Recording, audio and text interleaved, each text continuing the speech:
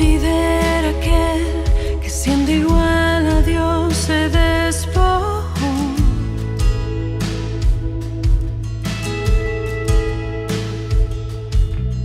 Considera aquel que semejante al hombre descendió.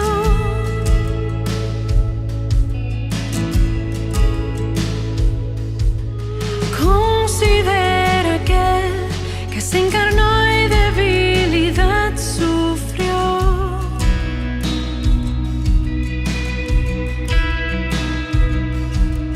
Considera aquel que fue tentado en todo y no pecó.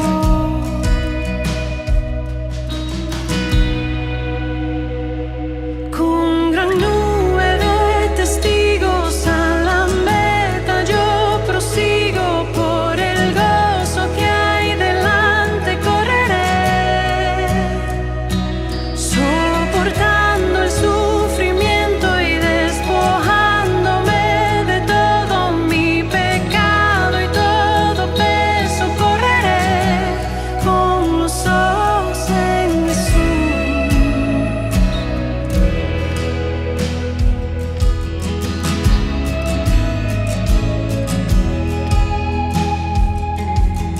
Considera aquel que hasta lo más profundo se humilló.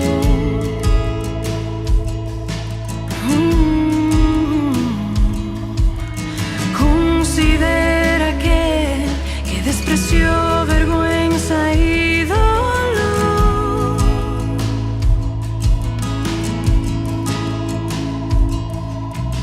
Considera aquel que el peso del pecado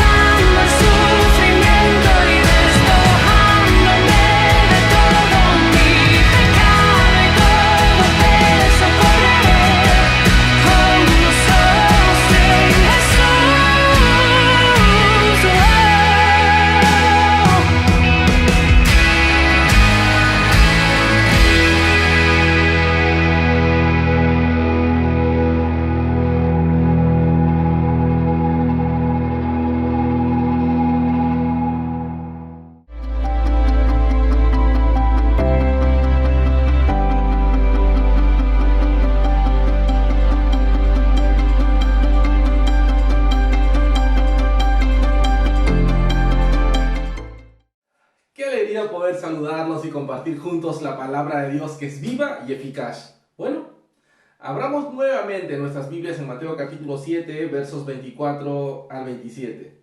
Leamos. Cualquiera pues que me oye estas palabras y las hace, le compararé a un hombre prudente que edificó su casa sobre la roca.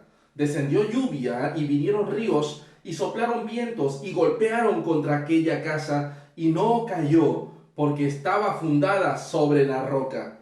Pero cualquiera que me oye estas palabras y no las hace, le compararé a un hombre insensato que edificó su casa sobre la arena. Y descendió lluvia y vinieron ríos y soplaron vientos y dieron con ímpetu contra aquella casa y cayó y fue grande su ruina. Vamos a hablar de estos dos hombres y las dos edificaciones que se hicieron, las dos casas. Ahora vamos a examinar la tercera y última metáfora ya. La principal preocupación de nuestro Señor en esta metáfora es alertarnos contra el peligro de buscar y desear solamente los beneficios y las bendiciones de la salvación y de descansar en nuestra aparente posesión de los mismos. Claro está que las palabras se dirigen a los que dicen ser cristianos. Ojo, no se dirigen a personas que no tienen ningún interés por el reino. Se dirigen a personas que han estado escuchando y a quienes les gusta escuchar la enseñanza referente al reino. Estas palabras se dirigen obviamente a miembros de iglesias, a aquellos que profesan ser cristianos, que profesan el discipulado, que están buscando los beneficios y las bendiciones de la salvación. Todos los detalles de la metáfora señalan esto y vemos que también ello tiene como fin mostrarnos la diferencia entre la profesión falsa y la genuina del cristianismo. La diferencia entre el cristianismo y el cristianismo aparente, entre el hombre que ha nacido realmente de nuevo y es hijo de Dios y el hombre que solo piensa que lo es. Y con la intención de resaltar esta distinción, nuestro Señor nos presenta una comparación. De hecho, hay una especie de comparación doble en esta metáfora. Miren, hay dos hombres y hay dos casas. Así que, si queremos llegar a la verdad espiritual que se nos enseña en este pasaje, debemos examinar la metáfora en detalle.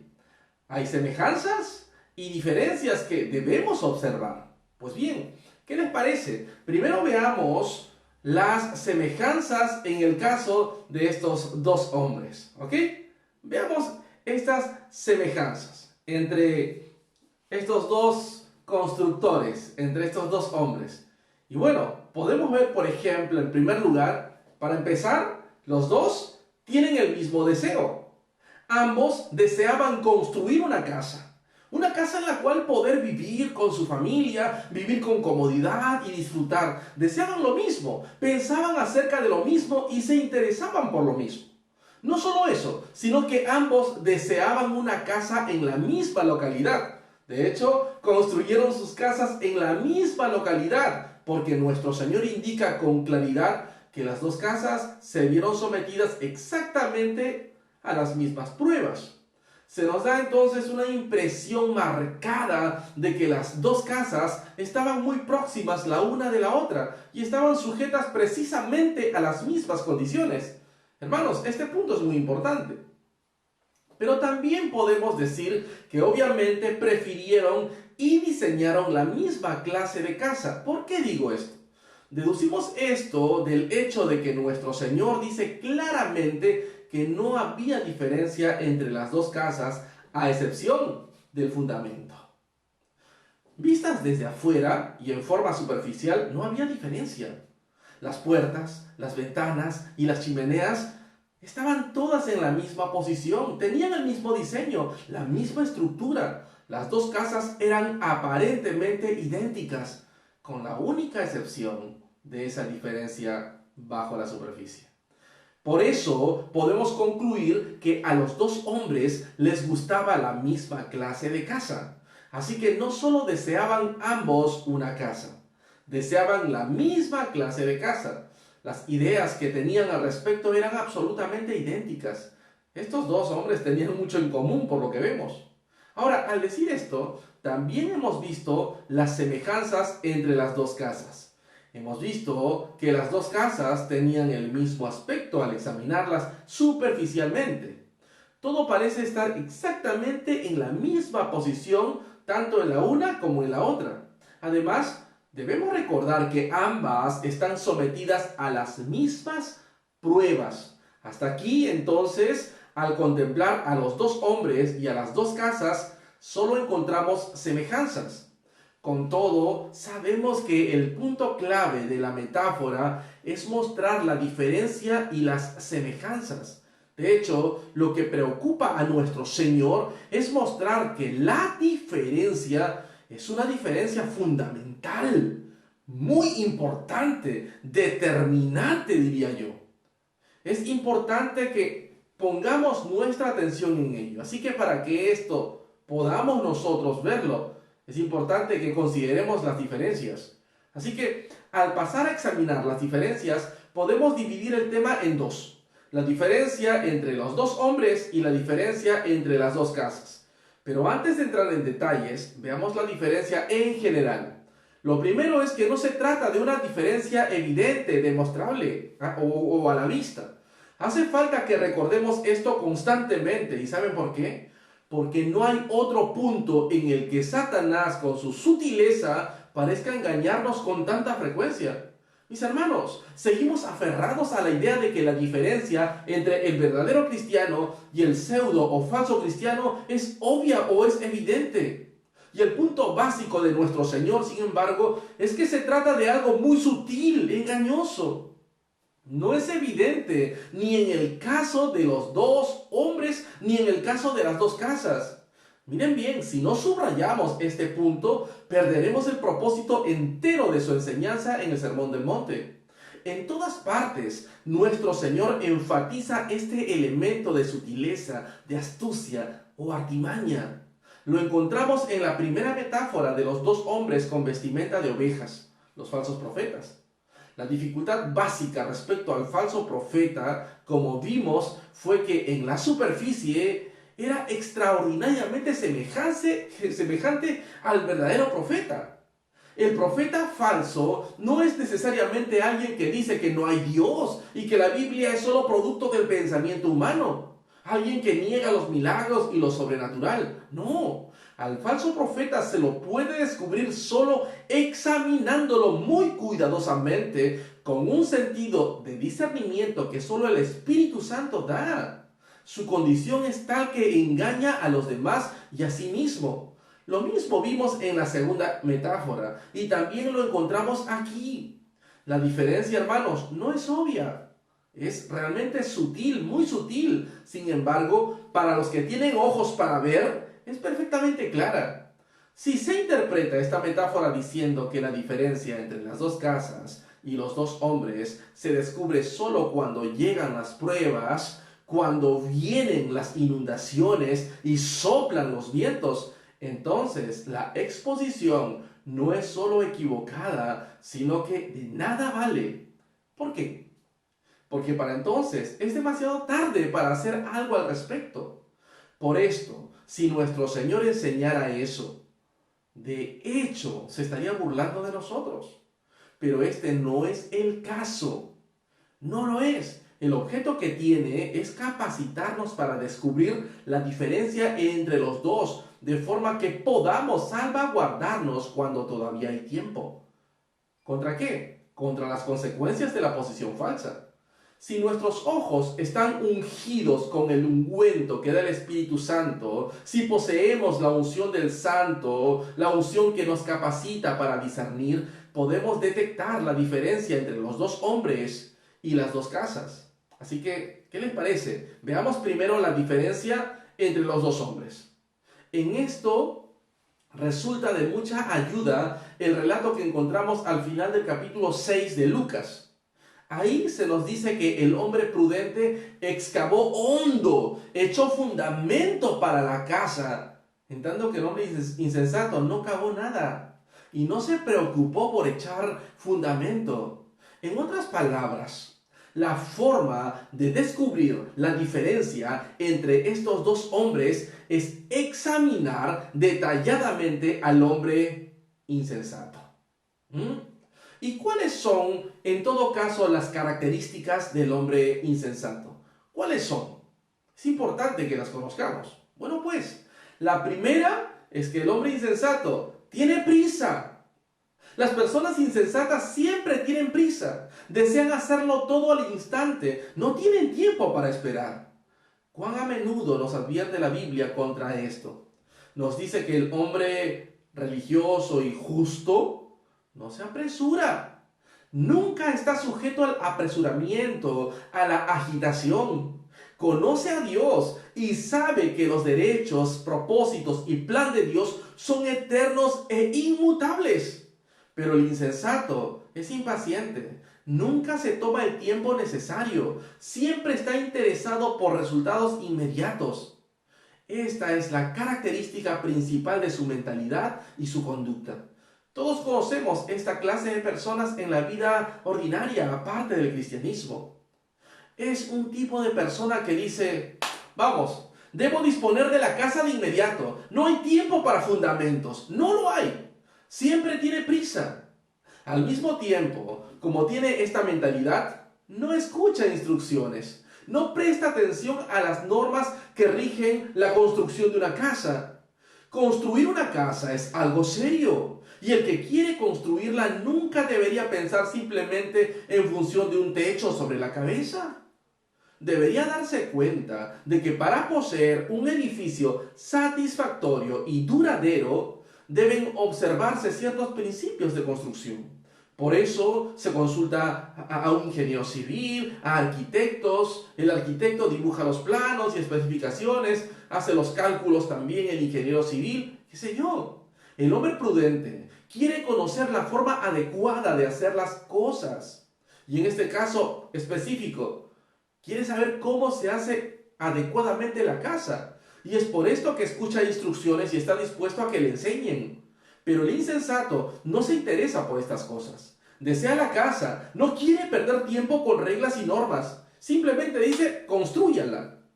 Es impaciente, desprecia las instrucciones y enseñanzas y dice que quiere comenzar de inmediato. El insensato no solamente tiene siempre demasiada prisa para detenerse a escuchar instrucciones, sino que también lo considera innecesario.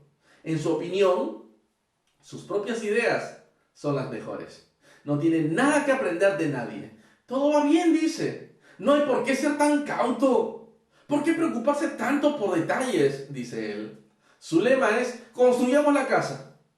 No le preocupa lo que se ha hecho en el pasado. Simplemente sigue sus propios impulsos e ideas.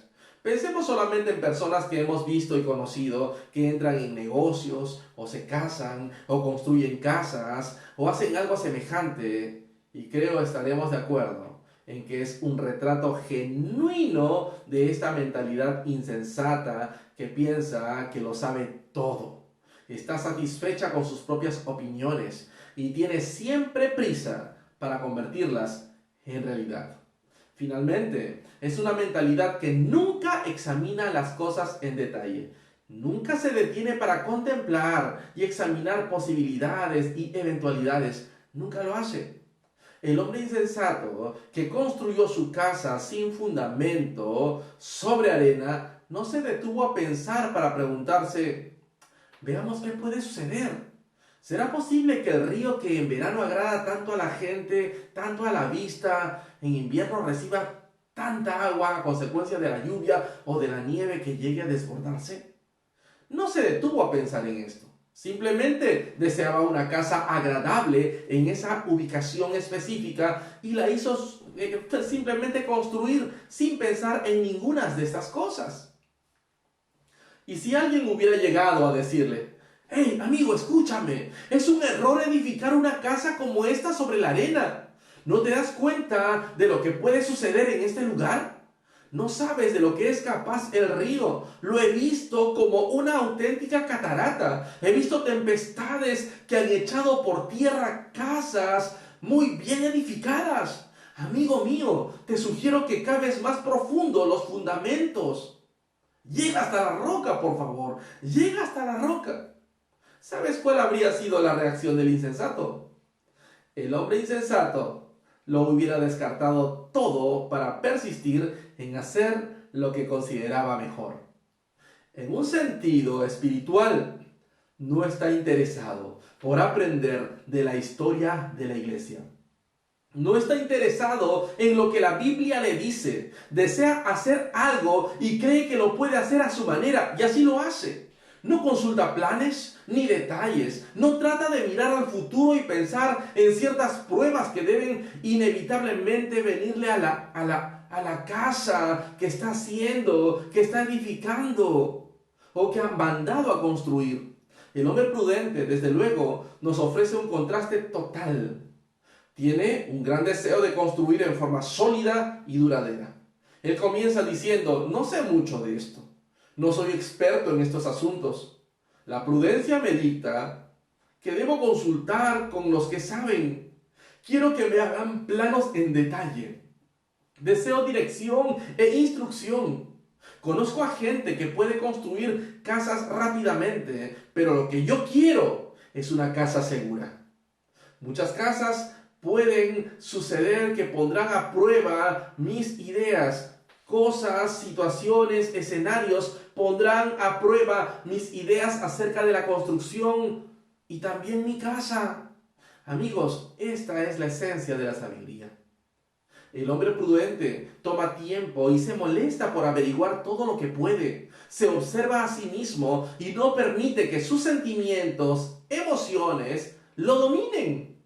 Desea conocimiento, verdad y entendimiento. Está dispuesto a responder a la exhortación del libro de Proverbios que nos incita a buscar y ansiar la sabiduría, porque su ganancia es mejor que la ganancia de la plata y sus frutos más que el oro fino, más preciosa que las piedras preciosas. No quiere arriesgarse y por eso no se apresura. Piensa antes de actuar. Qué interesante es esto. Bien, viendo ahora la diferencia entre estos dos hombres, veamos la diferencia entre las dos casas. Si volvemos la atención ahora a la diferencia entre las dos casas, hay solamente dos puntos que requieren que comentemos. El primero es que el momento de examen ya pasó. Cuando la casa ya está construida, resulta demasiado tarde. El tiempo de examen es al comienzo. Hay que observar a estos dos hombres y lo que hacen cuando están planeando y escogiendo el lugar. El momento de observar al mal constructor es al comienzo para ver qué hace respecto al fundamento. No basta mirar la casa cuando ya está terminada. De hecho, puede tener hasta mejor aspecto que la otra. Ojo, esto nos conduce al segundo punto, que es que si bien la diferencia entre las dos casas no es evidente, sí es vital, porque en último término lo más importante respecto a la casa, hermanos, es el fundamento. Esta es una verdad que se subraya a menudo en la Biblia. El fundamento que parece tan insignificante y poco importante porque no se ve, es en realidad la parte más vital, más importante, más relevante y esencial de todas. Si el fundamento es malo, todo lo demás será malo. ¿Acaso no fue este el gran mandamiento de Pablo cuando dijo: nadie puede poner otro fundamento que el que está puesto, el cual es Jesucristo? El fundamento, los primeros principios, son más importantes que cualquier otra cosa. Otra razón del significado vital de esa diferencia entre las dos casas se pone de manifiesto cuando más adelante llegan las pruebas. Es seguro que llegarán, hermano, llegarán, tarde o temprano llegarán. No vamos a tratar de aplicar esto a nuestras vidas ahora, pero es tan cierto como que vivimos que nos llegarán pruebas y tendremos que enfrentarnos con todas ellas. Hermanos, muchas veces son implacables, son inevitables, y en vista de lo que estamos exponiendo, nada importa más que el fundamento. Recuérdenlo, el fundamento. Nuestro Señor presentó este cuadro gráfico y dramático de la diferencia entre los dos hombres y las dos casas porque es de importancia vital en el reino espiritual. Todo lo que hemos dicho nos ofrece medios para analizar la diferencia entre el cristianismo y el pseudo-cristianismo. ¿No es acaso, hermanos, significativo que hoy día oigamos hablar tan poco acerca de lo que los puritanos llamaban falso profetismo? Si leemos la historia religiosa de Inglaterra, encontraremos que en grandes periodos como la época puritana y el avivamiento evangélico se prestaba mucha atención a este tema. Se puede ver en la forma en que Whitefield y Wesley y otros examinaban a los convertidos antes de que los admitieran como miembros de sus clases. Lo mismo se ve en la gran época de la Iglesia de Escocia y en los primeros 100 años de la historia de la Iglesia. ¿Y de qué iglesia? La iglesia presbiteriana de Gales, por ejemplo. En realidad, ha sido siempre la característica más destacada de todos los que piensan en la iglesia como en la reunión de los santos. Entonces, ¿cómo hay que discernir en la práctica? ¿Cómo?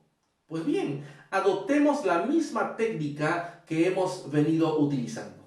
Lo primero que hay que decir acerca del cristiano y del pseudo cristiano es que tienen ciertos puntos en común, ciertas semejanzas. Del mismo modo que encontramos ciertas semejanzas en los dos constructores y las dos casas, también hay ciertas semejanzas entre estas dos personas. La primera, veámosla. La primera es que se suelen encontrar en el mismo lugar. Los dos hombres de la metáfora edificaron sus casas en la misma localidad. Deseaban estar cerca el uno del otro y cerca del río.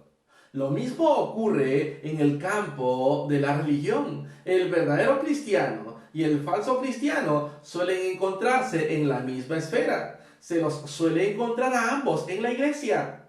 Se sientan a escuchar precisamente el mismo evangelio y a ambos parece gustarles esto. En todos los sentidos, parecen estar exactamente en la misma posición, tener la misma perspectiva e interesarse por las mismas actividades. El que se ve engañado por la falsificación, hermanos, no está fuera de la iglesia, está dentro de ella. Le gusta estar en conexión con la iglesia y quizá es miembro activo de la misma. Estos dos hombres son muy parecidos entre sí en la superficie, como lo eran también los dos constructores y sus casas de la metáfora. Pero no solo se los encuentra en el mismo lugar. Ojo, como vimos, esos hombres parecen tener los mismos deseos generales.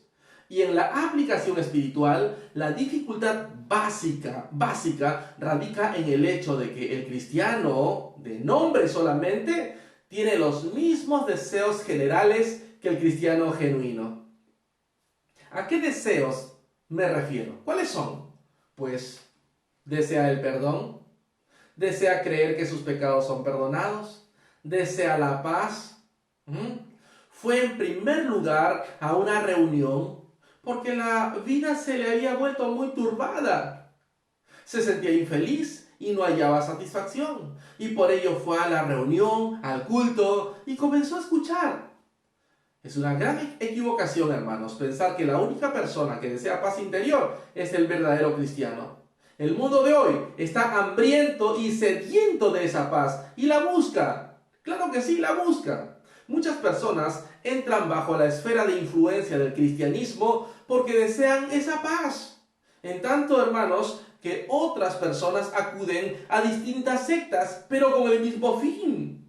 Lo mismo ocurre también con el deseo de consuelo, con el deseo de alivio. La vida es dura y difícil y todos nos inclinamos a la tristeza y al cansancio, de modo que el mundo anhela consuelo. El resultado es que hay muchas personas que vienen a la iglesia solo, por así decirlo, para recibir una droga. Se sientan durante el culto y ni siquiera escuchan lo que se dice. Dicen que hay algo en la atmósfera del edificio que es consolador. Anhelan consuelo. Esto, ojo, lo comparten el verdadero y el falso cristiano. Lo mismo se puede decir en el asunto de la dirección y el deseo de encontrar salida para los problemas y dificultades, hermanos. No solo el cristiano genuino está interesado en encontrar dirección. Hay individuos que han cometido grandes errores en la vida y como consecuencia de ello se sienten infelices, se sienten desdichados. Dicen ellos, parece que siempre me equivoco. Trato de hacer las cosas bien, pero mis decisiones son equivocadas. Luego, de repente, oyen hablar a alguien acerca de dirección, a alguien que ofrece una dirección infalible, a alguien que dice que si haces lo que él dice, las cosas nunca pueden andar mal, y simplemente se aferran a esa enseñanza con avidez. No hay por qué reprochárselo, es muy comprensible. Todos nosotros conocemos este anhelo de dirección. Todos, de dirección infalible, para dejar de cometer errores y poder hacer siempre lo correcto, tomar siempre la decisión adecuada. El falso profesante desea esto tanto como el verdadero cristiano. Miren, hermanos, de la misma manera, quizá tenga el deseo de vivir una vida buena. No hay que ser cristiano genuino para desear una buena vida o una vida mejor. Hay personas de elevada moral y ética fuera del ámbito de la cristiandad, las cuales están muy preocupadas por vivir una vida mejor. Por esto leen filosofía y estudian sistemas éticos, desean vivir una vida buena y moral. ¿Nos atreveremos a ir más allá y afirmar que el falso profesante puede estar muy interesado por el poder espiritual y deseoso del mismo? Leamos de nuevo el relato de Hechos acerca de Simón el mago en Samaria. Ese hombre vio que Felipe realizaba milagros y quedó impresionado. Él mismo había dicho que esa clase de cosas, él mismo había realizado, él mismo había ejecutado, hecho esa clase de cosas, pero no con esta facilidad y poder. Y se unió a los cristianos entonces cuando vio que Pedro y Juan, con la imposición de manos sobre las personas, les comunicaban el don del Espíritu Santo. Simón se llenó de codicia y les ofreció dinero a cambio de la posesión de ese poder. Lo codició. Y sus descendientes espirituales de nuestros días quizá codicien también y deseen el poder espiritual. Alguien ve a otro predicando, por ejemplo, con poder espiritual y dice, me gustaría ser así. Se imagina erguido en el púlpito y ejerciendo un poder muy grande. Y esto resulta atrayente para su naturaleza carnal. Hermanos, hay muchos ejemplos de hombres que son ciegos a la verdad espiritual y que con todo esto ansían poder poseer ese don, ese poder espiritual. Así es de sutil, así es engañoso. Finalmente, el falso profesante, escúchame bien, también desea ir al cielo. Cree en el cielo y el infierno y no desea perderse. Desea muy específicamente ir al cielo. ¿No han conocido a personas así? Se encuentran muchas que están completamente fuera de la iglesia. Sí desean ir al cielo. Sí, ellos desean ir al cielo. Y dicen que siempre han creído en Dios. Si eso es así del hombre que está claramente fuera, ¿cuánto más, hermanos, no lo es del cristiano que está dentro del ámbito y esfera de los intereses cristianos? Encontramos, hermanos, entonces estas extrañas semejanzas entre estas dos personas. Parecen creer y desear las mismas cosas. Son semejantes no solo en cuanto desean lo mismo, sino también porque parecen poseerlo. Este es el pensamiento más preocupante, más alarmante de todos. Pero las dos metáforas anteriores han subrayado esta verdad tanto como la metáfora que estamos ahora viendo. El falso profesante cree que está seguro. Los que habían echado fuera demonios y hecho milagros en el nombre de Cristo estaban muy seguros de su salvación. No les quedaba ni una sombra de duda acerca de ello. Creían que habían sido perdonados. Parecían estar en paz y disfrutando de los consuelos de la religión. Parecían poseer poder espiritual y que estaban viviendo una vida mejor. Decían, Señor, Señor, y deseaban pasar la eternidad con Él. Sin embargo, el Señor les dijo, nunca os conocí, apartaos de mí, hacedores de maldad. ¿Nos damos cuenta de que es posible poseer un falso sentido de perdón? ¿Nos damos cuenta de que es posible tener dentro de sí una falsa paz? Alguien dice de pronto, no me he preocupado por mis pecados durante años. Puedo muy bien creer esto. Si es cristiano, nominal solamente. El hecho de no haber pensado acerca de estas cosas durante años indica por sí mismo que algo anda mal respecto al sentido de seguridad y paz. El hombre que nunca sabe qué es poseer ciertos temores acerca de sí mismo, temores que lo empujan hacia Cristo, está en una condición sumamente peligrosa. Se puede poseer falsa paz, falso consuelo, falsa guía. El demonio puede darnos una guía notable. También lo pueden hacer la telepatía y toda clase de fenómenos ocultos y otros muchos agentes. Hay poderes que pueden imitar engañosa y fraudulentamente casi todo lo que hay en la vida cristiana. Y como ya hemos anteriormente visto, hermanos, estas personas pueden poseer un cierto poder espiritual, no cabe duda acerca de ello. Pueden poseer poder para echar fuera demonios y hacer muchos milagros. Hermanos, no había diferencia entre Judas Iscariote y los otros 12 discípulos. ¿Y Judas quién era? Dice la Escritura. Era el hijo de perdición, según la enseñanza de nuestro Señor.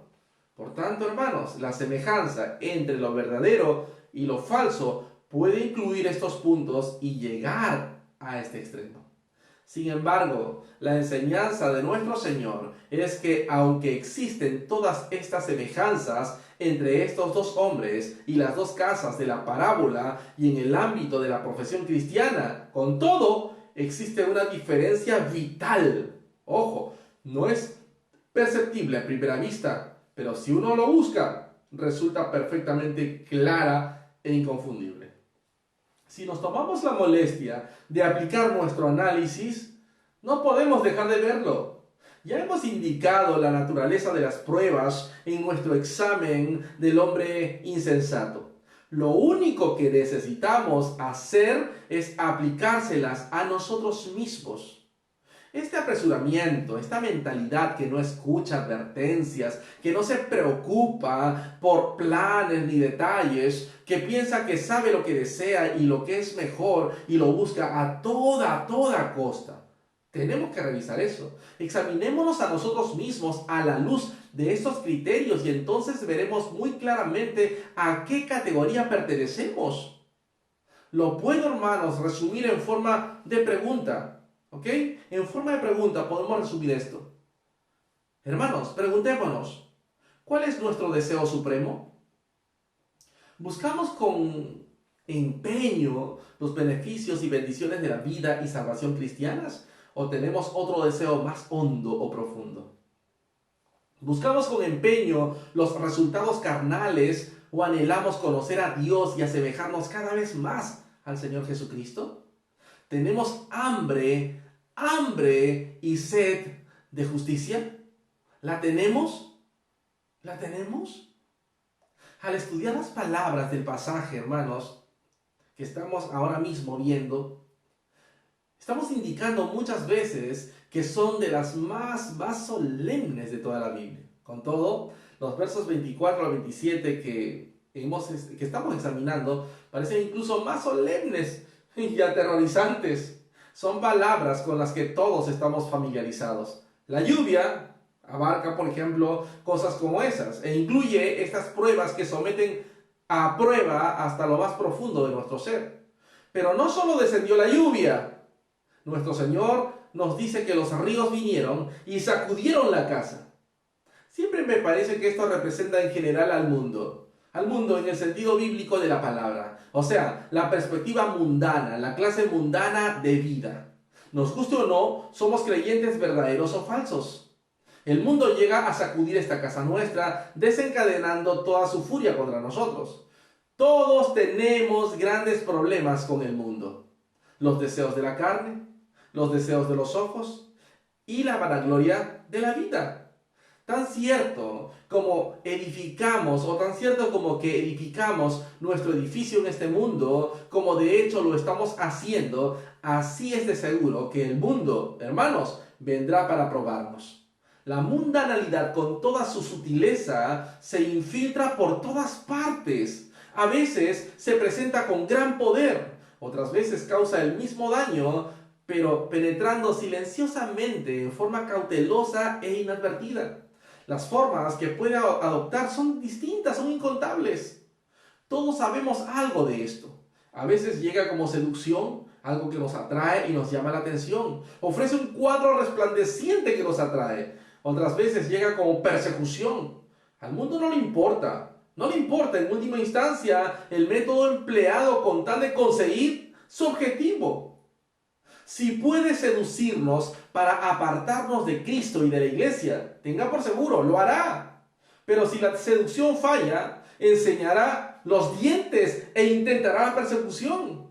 En ambas formas se nos somete a prueba y la una es tan sutil como la otra. Vinieron ríos y dieron con ímpetu contra aquella casa. Todos sabemos algo de lo que significa sentir que la casa casi se tambalea a veces. No es exactamente que el cristiano desea abandonar su fe, no, pero el poder del mundo puede ser tan grande que a veces se pregunta si sus fundamentos resistirán. De joven tiene una maravillosa fe en Cristo, pero tarde o temprano, quizá hacia la mitad de la vida, comienza a pensar en su futuro, en su carrera, en toda su posición en la vida, y comienza a vacilar, comienza a dudar. Entra en juego el proceso lento de envejecimiento y también una especie de debilidad. Ese es el mundo que da con ímpetu contra la casa, sometiéndola a prueba. Bueno, pues, luego está el viento. Descendió lluvia y vinieron ríos y soplaron vientos. ¿Qué quiere decir con esto? ¿Y soplaron vientos? Tiendo a pensar o a estar de acuerdo con los que interpretarían el viento como ataques concretos de Satanás. El diablo tiene muchas formas diferentes de atacarnos, hermanos. Según la palabra de Dios, dice que se puede transformar en ángel de luz y citar la Biblia. Nos puede apartar por medio del mundo, pero a veces nos ataca directamente. Puede lanzarnos dudas y negaciones. Nos puede bombardear con pensamientos sucios, malos y blasfemos. Leamos las vidas de los santos de otras épocas y encontraremos que se vieron sometidos a esta clase de cosas. El diablo desarrolla ataques violentos tratando de derribar la casa, por así decirlo, y los santos a lo largo de los siglos han sufrido a causa del poder de esta forma de ataque. Quizá hemos conocido hombres buenos que se han visto sujetos a esto, cristianos excelentes que han vivido vidas piadosas. Entonces, un poco antes del fin, quizá en el mismo lecho de muerte, pasan por un periodo de tinieblas y el diablo los ataca, pero violentamente. En realidad, no tenemos lucha contra sangre y carne, sino contra principados, contra potestades, contra los gobernadores de las regiones celestes, de las tinieblas de este ciclo, contra huestes espirituales de maldad en las regiones celestes.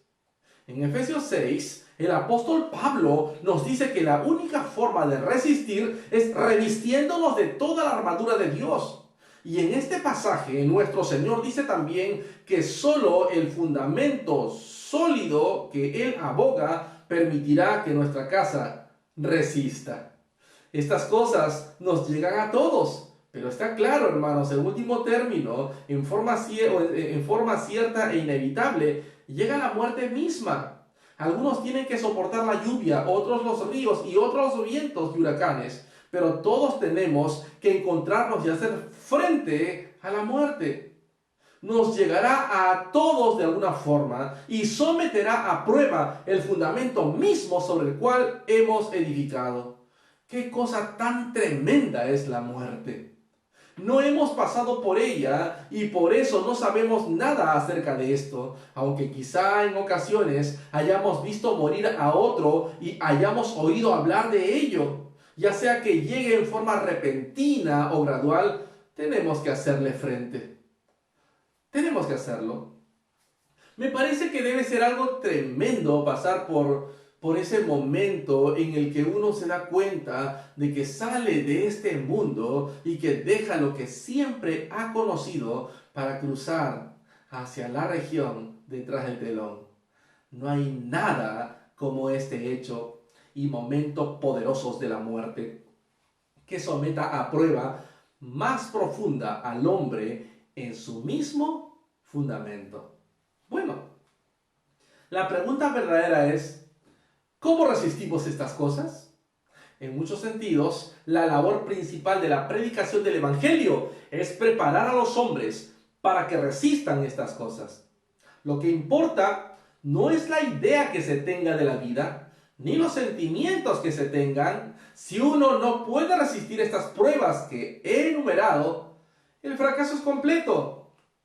Sean cuales fueren los dones de un hombre o su llamamiento, por muy noble y bueno que sea, si su idea y filosofía de la vida no lo han provisto de estas certezas, es un necio. Y todo lo que tiene le fallará y se derrumbará debajo de sus pies, precisamente cuando más ayuda necesite.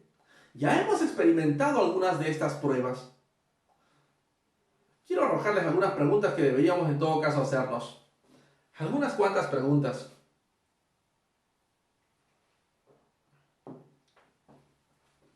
¿Encontraremos siempre a Dios cuando lo necesitamos más? Cuando llegan estas pruebas y acudimos a Él, ¿sabemos que está ahí? ¿Nos sentimos agitados y alarmados? ¿Tenemos su presencia o acudimos a Él como un hijo a su padre y sabemos siempre que está ahí y lo encontramos siempre? ¿Estamos conscientes de su proximidad y presencia en esos momentos críticos? ¿Tenemos una confianza honda e inconmovible en Él y una seguridad de que nunca nos abandonará? ¿Podemos regocijarnos en Él siempre, incluso en las tribulaciones? ¿Cuál es nuestra visión del mundo en este momento? ¿Cuál es nuestra actitud hacia el mundo? ¿Nos sentimos vacilantes y dudosos respecto a qué clase de vida queremos vivir? ¿Tenemos alguna incertidumbre? ¿No hemos descubierto la inutilidad total de esta vida mundanal que no pone a Dios y a su Cristo en el centro? ¿Qué es la muerte para nosotros? ¿Nos horroriza el pensar en ella? ¿Tenemos tanto miedo de ella que siempre procuramos quitarla del pensamiento? Hermanos, la Biblia nos muestra claramente cómo deberíamos ser en todos estos puntos si somos verdaderos cristianos. El Salmo 37 dice, considera al íntegro y mira al justo, porque hay un final dichoso para el hombre de paz. No hay nada tan maravilloso en este mundo como la muerte de un hombre bueno, del hombre cristiano. Considéralo, dice la Biblia. El salmista ya era anciano cuando escribió esto. Joven fui y he envejecido, dice. Y esta es su experiencia. Este es su consejo a los jóvenes. Considera al íntegro, porque hay un final dichoso para el hombre de paz. Muchos parecen pasarlo muy bien en este mundo, pero su final no es en paz. Pobre criatura, no se ha preparado para ello, no está consciente de que se va, se agarra a lo que sea, pero no muere en paz. O escuchemos esta porción del Salmo 112, verso 7. No tendrá temor de malas noticias. Su corazón está firme, confiado en Jehová. No tiene miedo de las pestilencias, no tiene miedo de que lleguen las guerras, no tiene miedo ni siquiera de malas noticias. No dice, ¿qué vamos a hacer mañana por la mañana? Nunca. Su corazón, dice la Biblia, está firme, confiado en Jehová. Escuchemos también estas palabras magníficas de Isaías 28:16. El que creyere, no se apresure. O si se prefiere, el que creyere no será confundido. El que creyere no será tomado por sorpresa. ¿Por qué? Porque ha prestado atención. Se ha venido preparando de modo que sea lo que fuere, lo que le llegue, tiene fundamento sólido. No tiene prisa, nunca se apresura. Nuestro Señor mismo lo ha enseñado perfectamente en la parábola del sembrador. Nos dice que el falso creyente no tiene raíz en sí. No tiene. Resistió por un tiempo, pero cuando llegó la persecución, todo se acabó.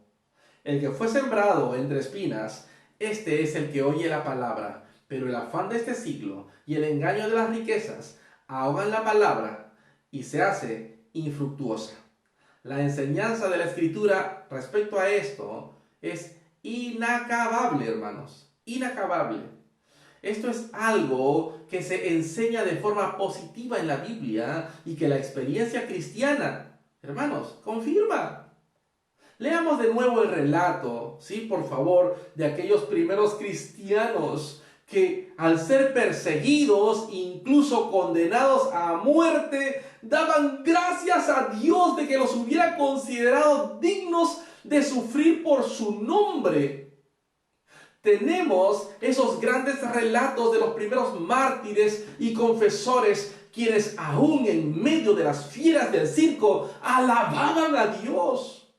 Por ejemplo, lejos de lamentarse, Pablo, al escribir a los filipenses desde la cárcel, da gracias a Dios por su encarcelamiento, porque le da la oportunidad de predicar el evangelio. Incluso podía soportar la traición de falsos amigos. Se sentía perfectamente feliz y sereno en medio de todo. E incluso podía mirar a la muerte de frente y decir que era placentera, porque significaba ir a estar con Cristo, lo cual es muchísimo mejor, decía él. Les hablaba a los corintios, por ejemplo, de que esta leve tribulación momentánea produce en nosotros un cada vez más excelente y eterno peso de gloria. Leamos 2 Corintios 4, leamos la lista de sus pruebas y tribulaciones. A pesar de todo esto, puede decir estas palabras. Luego, escuchémoslo ya ancianito, de nuevo, frente a la muerte. Sabía que ya llegaba. Y él dice, porque yo ya estoy para ser sacrificado, y el tiempo de mi partida está cercano. He peleado la buena batalla. He acabado la carrera. He guardado la fe. ¡Qué forma de morir! Así ha sido siempre a lo largo de los siglos, desde el tiempo en que Pablo escribió estas palabras. Los cristianos han venido repitiendo estas experiencias en su vida. Leamos las historias de los santos, leamos las historias de los mártires y confesores, leamos lo que se dice de aquellos hombres que subieron al patíbulo sonriendo, predicando desde las llamas que lo rodeaban. Son los episodios más valiosos de toda la historia. Leamos de nuevo los relatos acerca de los que firmaron el pacto de la reforma religiosa de los grandes puritanos también, por ejemplo, y de muchos otros. La enseñanza, pues, se resume en esto. Solo los hombres que han hecho estas cosas, de las cuales nuestro Señor habla en el Sermón del Monte, ponen o poseen estas experiencias. El cristiano falso descubre que cuando necesita ayuda, consideraba como la fe no le ayuda. No creo que la fe me ayude a sostenerme. Considera que la fe le abandona cuando más lo necesita. No queda duda al respecto. El factor común en la vida de todos los que han podido enfrentarse con las pruebas de la vida de forma triunfal y gloriosa es que han sido siempre hombres que se han entregado para vivir el Sermón del Monte. Lo han hecho. Mis hermanos, es el secreto del hombre perfecto, del hombre justo, del hombre bueno, del hombre cristiano. Así pues, hermanos, si queremos poder hacer frente a estas cosas como Pablo lo hizo, debemos tratar de vivir como Pablo vivió. No hay otra forma. Todos todos se adaptaron a la misma pauta. Pero aparte de estas cosas con las que nos enfrentamos en esta vida, está el enfoque cierto del día del juicio final. Este es un tema constante en la enseñanza de la Biblia. Helo aquí, muchos me dirán, aquel día, aquel día. La Biblia tiene mucho que decir acerca de aquel día. Había quienes estaban en desacuerdo con Pablo respecto a cómo debía predicarse el Evangelio y a cómo debía desarrollarse la iglesia. Desacuerdo. Muy bien, dice Pablo. De hecho, no voy a discutir esto. El día lo declarará. ¿Lo recuerdan? Todos compareceremos ante el tribunal de Cristo. Este concepto se menciona muy a menudo en la Biblia. Leamos en Mateo 25 lo que se dice de las 10 vírgenes, de los talentos, de las naciones. Todas las cosas comparecerán delante de Él en el juicio final. Pero recordemos que 1 Pedro 4:17 enseña que el juicio comienza por la casa de Dios. ¿Qué es el libro de Apocalipsis? ¿Qué es el libro de Apocalipsis sino una gran proclamación de este juicio venidero, cuando los libros serán abiertos y todos serán juzgados en todas partes? Todos serán sometidos a juicio. La Biblia está llena de esto, y nos dice que el día del juicio es cierto. Nos dice que serán escudriñados, que será íntimo también. Todo le es conocido a Dios. Estos hombres dijeron, ¿no hemos hecho esto y aquello? Y Él, ¿qué les dice? Nunca os conocí. Todo el tiempo ha tenido los ojos puestos en ellos. No le pertenecen. Y Él siempre lo supo. ¿Por qué? Todo le es conocido. Todas las cosas están desnudas y abiertas a los ojos de aquel a quien tenemos que dar cuenta. Él es quien discierne los pensamientos y las intenciones del corazón. Nada puede quedar oculto a su mirada. Sobre todo, se nos dice que este juicio es definitivo. ¿Cómo podemos entonces, hermanos, escúchenme, cómo podemos estar seguros entonces de estas cosas? ¿Cómo voy a vivir mi vida en la tierra en paz y certidumbre y seguridad? ¿Cómo puedo asegurarme de que estoy edificando la casa sobre la roca? ¿Cómo pongo realmente estas cosas en práctica? Es la pregunta más importante de este mundo. Nada hay más vital que recordar diariamente estas cosas. Aún a riesgo, escúcheme con atención, de ser malentendido, quiero decirlo así. A veces creo que no hay nada más peligroso en la vida cristiana que un devocional o una vida devocional mecánica. Oigo a las personas hablar superficialmente acerca de hacer sus devocionales por la mañana. Esta actitud superficial, a mi modo de entender, es absolutamente trágica. Significa que a estas personas se les ha enseñado que es bueno para el cristiano, como primera actividad del día, leer un poco de la Biblia y luego ofrecer una oración antes de ir a trabajar. Así que simplemente uno cumple esta costumbre y allá va. O sea, claro que es una cosa buena. Ojo, no estoy diciendo que sea malo el devocional matutino. Es una cosa buena. Pero puede resultar una situación sumamente peligrosa para la vida espiritual si se convierte en algo puramente mecánico. Mecánico. Solo porque lo tengo que hacer. Una simple costumbre. ¿Qué es lo que diría aquí? Diría pues que lo que hay que hacer es esto. Ciertamente hay que leer la Biblia. Hay que orar. Pero no en una forma mecánica. No porque se le ha dicho a uno que hay que hacerlo, no porque se espera que se haga. Hagámoslo porque la Biblia es la palabra de Dios y porque a través de ella nos habla. Pero una vez leído y orado, detengámonos a meditar. Y en la meditación recordemos las enseñanzas del Sermón del Monte. Preguntémonos si vivimos el Sermón del Monte o estamos tratando realmente de vivirlo. No nos hablamos, hermanos, escúchenme bien, no nos hablamos a nosotros mismos lo suficiente. Este es nuestro problema. Hablamos demasiado con los demás y no lo suficiente con nosotros mismos. Debemos hablarnos a nosotros mismos y decirnos: nuestro Señor dijo de hecho que nos predicó este sermón, pero que de nada nos valdría si no hiciéramos lo que Él dice. Hermanos, pongámonos a prueba según las enseñanzas del Sermón del Monte. Recordemos estas ilustraciones finales del sermón. Digámonos, si por ahora aquí estoy, soy joven, ¿cierto? Sí, lo soy joven, estoy aquí, pero un día tengo que morir. ¿Y estoy listo para ello? ¿Qué sucedería si de repente perdiera la salud o la apariencia atractiva que tengo, o el dinero o los bienes? ¿Qué sucedería si alguna enfermedad me desfigurara? ¿Dónde estoy? ¿En qué voy a sostenerme?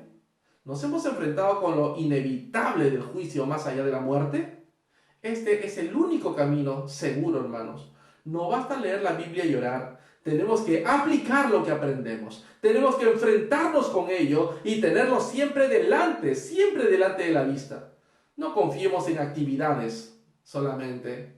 No digamos: desarrollo mucha actividad en la obra cristiana, seguro que estoy bien. No. Nuestro Señor dijo que quizá no vayamos bien. Aunque pensemos que lo hacemos por Él, tal vez no estemos bien. Enfrentémonos con estas cosas, una después de otra, y sometamos a prueba nuestra vida, hermanos, por medio de ellas.